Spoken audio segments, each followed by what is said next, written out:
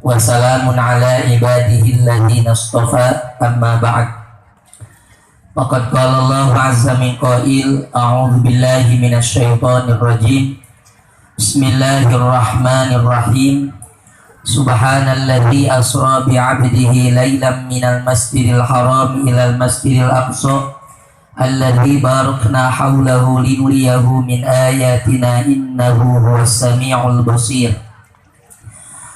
Wa qala an-nabiy sallallahu alaihi wasallam innama ana 'abdun akulu kama ya'kulul 'abd. Al-hadis.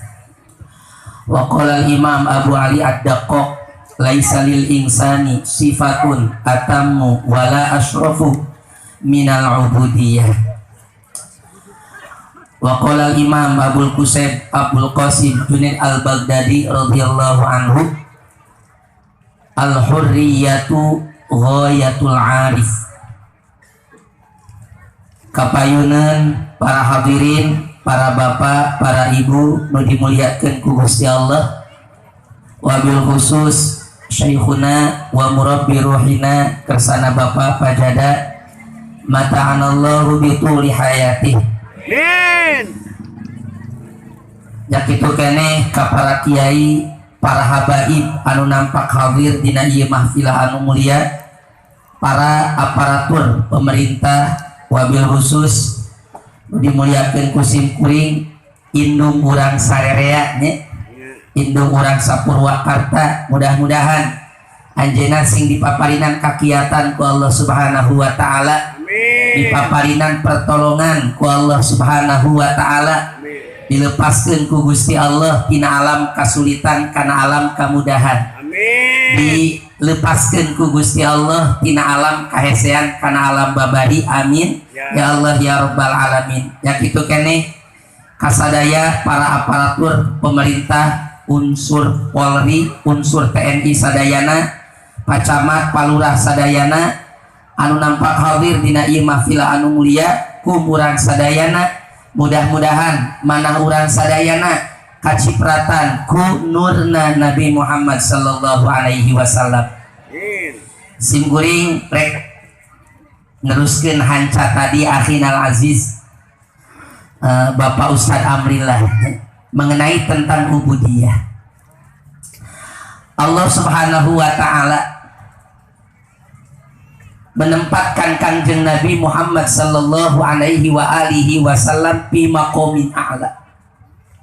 Allah Subhanahu wa taala menempatkan Kangjeng Nabi Muhammad itu dina maqam anu paling tinggi. Sehingga ke waktu Isra wal Mi'raj itu mazharna didinya para hadirin.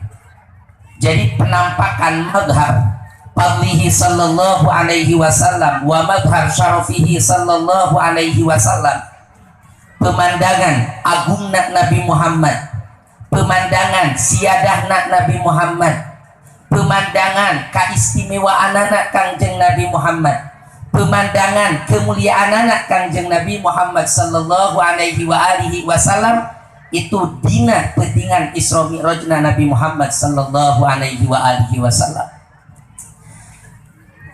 Itu di alam syahadah kene, yakni di alam dunia, melakukan perjalanan Isra.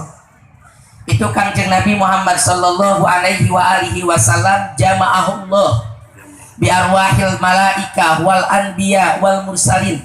Allah mengumpulkan Kangjeng Nabi Muhammad jeung arwahna para malaikat, arwahna para anbiya, arwahna para mursalin, dikumpulkan di Baitul Maqdis muta'abbadul anbiya, tempat ibadahna para nabi. Maka kumaha man yu'mal lil imamah, saha jelma anu menang tugas di Gusti Allah Subhanahu wa taala untuk jadi sosok imam. Padahal para hadirin anu jadi makmumna adalah arwah para malaikat, nu jadi makmumna arwah para anbiya, nu jadi makmumna arwah para mursalin, nu dijadikan imam anu menang tugas jadi imam ti Allah Subhanahu wa taala itu adalah sayyidul wujud Muhammad sallallahu alaihi wa alihi wasallam. Nabi Ibrahim ta'akhir, Nabi Musa ta'akhir, malaikat Jibril ta'akhir, sadayana pada mundur. Nabi Ibrahim mundur, Nabi Musa mundur, maka fataqaddama sayyiduna Muhammad, Nabi Muhammad sallallahu alaihi wasallam maju maka Nabi Muhammad dijadikan imam. Nah ulama mengingatkan bahwa posisi Nabi Muhammad jadi imam kasakabe arwah anak para malaikat, arwah para mursalin, arwah para anbiya itu adalah merupakan madhar fadli, madhar syarafi, madhar ulwi, madhar uluwi, madhar kemuliaan Nabi, madhar keagungan Nabi, penampakan ketinggian Kangjeng Nabi Muhammad sallallahu alaihi wasallam. Nah para hadirin, keutamaan Kangjeng Nabi Muhammad, kehebatan Kangjeng Nabi Muhammad sallallahu alaihi wasallam tidak hanya dipertontonkan di alam dunia saja, tapi ketika Nabi Muhammad mu'rijabihi ila samawatil ula, ketika Nabi Muhammad ditaikkan ke langit kahiji, kadua, katilu, kaopat, kalima, kagenep, katujuh, disambut ku arwah para malaikat nu aya di tiap-tiap tingkatan langit, disambut ku arwah para anbiya nu aya di tiap-tiap tingkatan langit, sampai ka Sidratil Muntaha, bahkan fi ba'di riwayah sampai ke aras, fil malail a'la, tempat anu tertinggi. Di situ Kangjeng Nabi Muhammad sallallahu alaihi wasallam dugi kana makom lam yanalhu ahadun mimman qablah walayanalahu ahadun mimman ba'dah. Mak nyampe kana makom anu teu pernah ditincak, teu pernah didapatkan ku jalmi sebelumnya, dan tidak akan pernah didapatkan ku jalmi sabadana. Naon sababna Kangjeng Nabi Muhammad? Naon didapatkan ku Nabi Muhammad keur di aras para bapak para ibu? Itu Kangjeng Nabi Muhammad ro'a robbahu bi ainai rosi. Itu Kangjeng Nabi Muhammad ningali Gusti Allah kudua socakna Kangjeng Nabi Muhammad sallallahu alaihi wasallam, dan ini belum pernah terjadi. Nabi Musa sendiri alaihissalam, Robbi arini kaifa tuhyil mauta, ya Allah perlihatkan aku, keperlihatkan kepadaku bagai Robbi arini andur ilaika, ya Allah perlihatkanlah kepadaku bagaimana aku bisa melihatmu ya Allah. Maka kumaha itu cek Nabi cek Allah subhanahu wa ta'ala, qala lantaroni anjeun moal bisa ningali ka kaula wahai Musa. Sepanjang anjeun hirup di alam dunia tetap anjeun moal bisa ningali ka kaula, walakin indur ilal jabal, tapi tingali kana gunung. Ketika Nabi Musa ningali kana gunung, tajalla rabbahu fil jabal, Allah subhanahu wa ta'ala tajalli di gunung, fakharra Musa soiko, Nabi Musa langsung pingsan teu kuat. Allah. Saking naon tak? Ku saking agungna Gusti Allah subhanahu wa ta'ala. Tapi tingali para hadirin, Nabi Muhammad sallallahu alaihi wasallam ro'a rabbahu bi ainai rosi. Nabi Muhammad ningali Gusti Allah kudua socana Kangjeng Nabi Muhammad lam yakhir rasaiko. Nabi Muhammad teh ngajungkel, Nabi Muhammad teh pingsan. Naon sababna? Inilah kekuatan marifat nu aya dina hatena Kangjeng Nabi Muhammad sallallahu alaihi wasallam. Mazagol basor wa ma togo. Teu pernah tersesat, teu pernah belok pandangan Kangjeng Nabi Muhammad sallallahu alaihi wasallam. Nah para hadirin, makom anu paling tinggi yang didapatkan ku Kangjeng Nabi Muhammad, naon sababna? Sabab Kangjeng Nabi Muhammad dugi kana makom ubudiyah anu panghanapna, dugi kana makom ubudiyah anu mana makom ubudiyah eta tidak pernah dipijak oleh siapapun.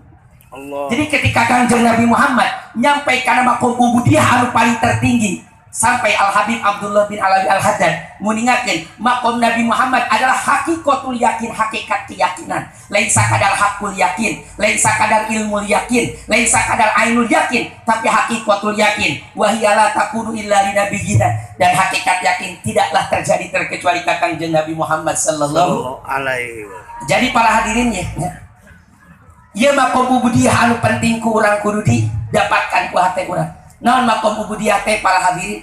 Makom ubudiyah itunya nu diajarkeun ku para ulama ahli tasawuf, khususnya diajarkeun ku guru urang sadayana di tiap-tiap pengajian hikam, di tiap-tiap pengajian ihya, di tiap-tiap majlis nu didakwahkeun ku Bapak Pajadanya adalah makom ubudiyah. Naon ubudiyah teh? Ketika ibu ngarasa jadi jelema panghinana, ngarasa jadi jelema pangapesna, ngarasa jadi jelema panglemahna, ngarasa jadi jalma pangbutuhna ka Allah subhanahu wa ta'ala. Amin.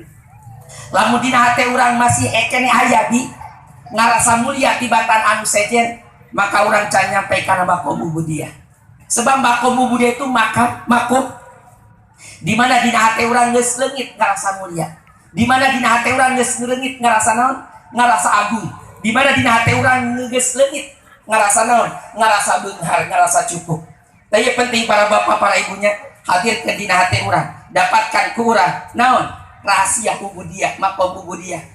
didik hati urang, tarkis dina hati urang, tanam dina hati urang tanaman-tanaman ubudiyah. Kumaha para hadirin cara orang mendapatkan tanaman ubudiyah di Allah Subhanahu wa taala.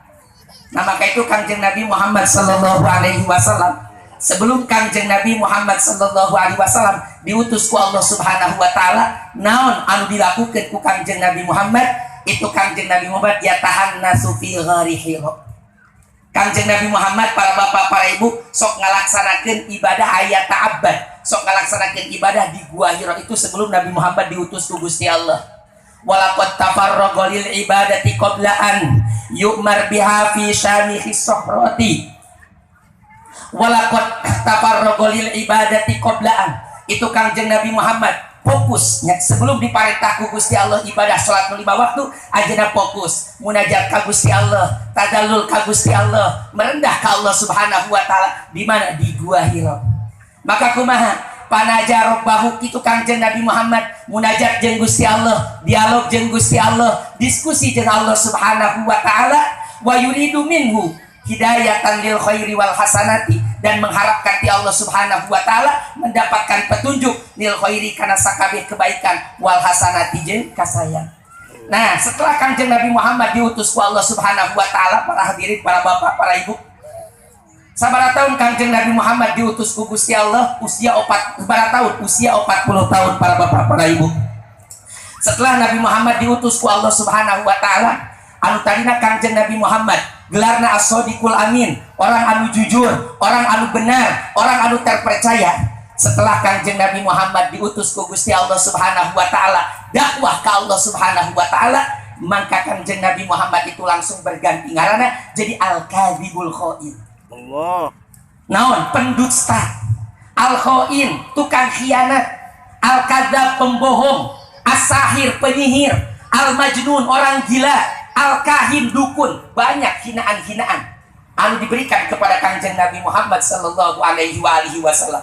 Itu teureun Kangjeng Nabi Muhammad sallallahu alaihi wasallam lam yazal al-ada mutawajjihan ilaihi. Teureun datang penganiayaan, datang penghinaan kinu jadi kaumna ka Kangjeng Nabi Muhammad sallallahu alaihi wasallam, illa annahu sallallahu alaihi wasallam kana fi man'atin min qaumi. Cuman Kangjeng Nabi Muhammad itu aya dalam perlindungan kaumna, aya dalam perlindungan Bani Hashim, aya dalam perlindungan Bani Muthalib.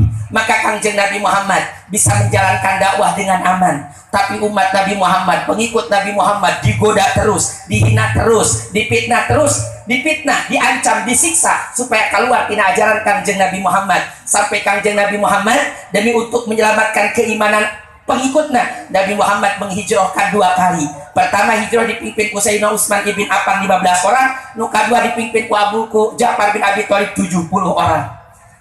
Nah, para hadirin, ketika sampai 7 tahun sabada Kangjeng Nabi Muhammad diutus ku Allah Subhanahu wa taala, Nabi Muhammad mendapatkan naon?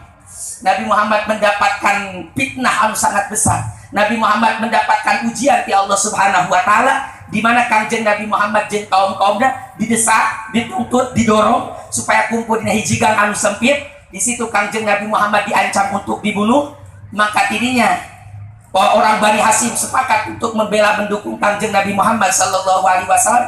Maka kumaha? Orang kafir Quraisy merencanakan kejahatan anu luar biasa sampai terjadi pemboikotan. Sampai 3 tahun pemboikotan ka Kangjeng Nabi Muhammad sallallahu alaihi wasallam. Keluarga Nabi diboikot, keluarga Nabi diboikot, Kangjeng Nabi diboikot. Kumaha pemboikotan tersebut? Di pagar betis, para bapak, para ibu. Nepika tidak boleh ada makanan yang masuk ke keluarga Kangjeng Nabi Muhammad. Tidak boleh ada transaksi jeung keluarga Nabi Muhammad. Temenang ayah saling tikah menikah jeung keluarga Kangjeng Nabi Muhammad. Sampai para hadirin halakaman halak. Itu diantara keluarga Kangjeng Nabi Muhammad banyak yang meninggal kusababku kelaparan, kusababku kehausan. Siti Khadijah seep hartana dipake ngabiayaan orang-orang anu sengsara pada waktu harita. Tah ieu para hadirin perjuangan dakwahna Kangjeng Nabi Muhammad. Itu Kangjeng Nabi Muhammad kumaha? Menghadapi situasi anu buruk eta, menghadapi ujian ti Allah Subhanahu wa taala biqalbin sabir, biqalbin sabir, biqalbin sabir, biqalbin radin, ku hati anu sobah, ku hati anu ridho dengan keputusan Allah Subhanahu wa taala. Nabi Muhammad teu pernah protes, Nabi Muhammad teu pernah mengeluh, Nabi Muhammad teu pernah meminta dari Allah Subhanahu wa taala, terkecuali terkecuali satu, semoga mereka ditetapkan oleh Allah Subhanahu wa taala. Padahal Kangjeng Nabi Muhammad lamun maretakeun tangan supaya ngaluarkeun tatangkalan, ngaluarkeun bubuahan bakal ngaluarkeun eta tanah. Lamun Kangjeng lewat ngagero langit supaya langit turunkeun makanan, pasti langit turunkeun makanan. Tapi tinggal di para bapak para ibu, ketangguhan Kangjeng Nabi Muhammad, kesobaran Kangjeng Nabi Muhammad, kehebatan Kangjeng Nabi Muhammad, adab tata kramana Nabi Muhammad jeung Allah Subhanahu wa taala. Bubar para bapak para ibu nya tina pemboikotan tersebut 3 bulan. Sabak dari boikot ku kafir Quraisy 3 bulan Kangjeng Nabi Muhammad mendapatkan ujian anu sangat besar. Can beres luka dina manah Kangjeng Nabi Muhammad, inkisarna manah Nabi Muhammad can beres, can cager 3 bulan sabada diboikot eta wafat Abu Thalib. Anu ngabe anu ngabela Kangjeng Nabi, anu ngadukung Kangjeng Nabi, anu selalu menjaga keamanan Kangjeng Nabi Muhammad sallallahu alaihi wasallam. Maka kumaha ieu kepemimpinan Bani Hashim, Bani Muthalib dipegang ku Abu Lahab musuhna Nabi Muhammad sallallahu alaihi wasallam. Maka ina kumaha pan hasaro ba'du Bani Hashim, sebahagian Bani Hashim langsung bergeser tina ngabela, tina ngadukung Kangjeng Nabi Muhammad sallallahu alaihi wasallam. Nah, 3 poe kemudian para bapak para ibu can cager rahitna Kangjeng Nabi Muhammad tina manahna. Itu 3 hari kemudian ditekankeun wafat ku Sayyidatuna Khadijatul Kubra radhiyallahu anha. Sayyidatuna Khadijatul Kubra jelema seorang perempuan anu terus-menerus ngabela Nabi Muhammad sallallahu alaihi wasallam. Anjeunna meyakeun hartana demi untuk kemenangan dakwahna Kangjeng Nabi Muhammad sallallahu alaihi wasallam. Maka kumaha para hadirin, sampai pastadal ada min kulil jawani, maka datang pilara, datang penganiaya, datang kanyeri di setiap arah, bahkan di sebahagian keluargana, bahkan di kaum-kaumna. Nabi Kangjeng Nabi merdokot alaihil ardu bima rahubat, itu bumi anu sakitu luasna sempit ka Kangjeng Nabi Muhammad sallallahu alaihi wasallam, sampai Kangjeng Nabi Muhammad diusir di kota Mekah. Allahu Akbar. Diusir Nabi Muhammad, para bapak para ibu, tinggal ujian ya ubudiyah. Sampai Nabi Muhammad diusir ke kota Mekah, orang Mekah. Maka Nabi Muhammad memutuskan anjeunna berangkat ka Thaif. Anjeunna berangkat ka Thaif. Roja'a anjan suruh. Anjeunna berharap orang Thaif membela anjeunna. Berapa datang ka Thaif para bapak para ibu. Datang ka Thaif, datang ka pimpinan Thaif, itu datang ka Thaif dina bulan Syawal Kangjeng Nabi Muhammad. Datang ka Thaif bulan Syawal. Nabi Muhammad diusir ku kaumna teu meunang aya di Mekah. Itu akhirnya Nabi Muhammad datang ke Thaif, datang ke Ibnu Abi Yalil, datang ke Habib bin Amr, datang ke 3 pimpinan orang Thaif. Nu hiji ngomong kumaha, Muhammad, lamun Allah ngutus ente berarti Allah geus merobek-robek Ka'bah. Hiji. Jawaban anu kadua, Muhammad, nah Allah teu boga deui jelema salianti ajeun pikeun jadi utusanana. Cek nu katilu, Muhammad, aing mah moal hayang ngobrol jeung ilaing. 3 jawaban ya, 3 jawaban pimpinan orang Thaif itu sangat menyakitkan Nabi Muhammad sallallahu alaihi wasallam. Tapi kumaha Nabi Muhammad, oh biarkan. Cek Nabi Muhammad, ilam takbalu, lamun anjeun moal narima kana ajaran kami faktu syani. Anjeun tong nyarita kasasahanya, sembunyikan tingkah kaula. Karakah diopebarkeun, disebarkeun keberadaan Nabi Muhammad. Sampai orang Thaif itu memerintahkan abid-abidnya, merintahkan barudak letik supaya melempar Nabi Muhammad ku batu. Allahu Akbar. Akhirnya Kangjeng Nabi Muhammad bu dilemparan ku batu, nepi kana nepi sampean Kangjeng Nabi Muhammad pinuh ku darah. Tu Kangjeng Nabi Muhammad lari untuk menyelamatkan dirinya, diibarengan ku Zaid bin Haritsah radhiyallahu anhu. Berangkat Kangjeng Nabi Muhammad lompat sampai Kangjeng Nabi Muhammad beberapa kilo kemudian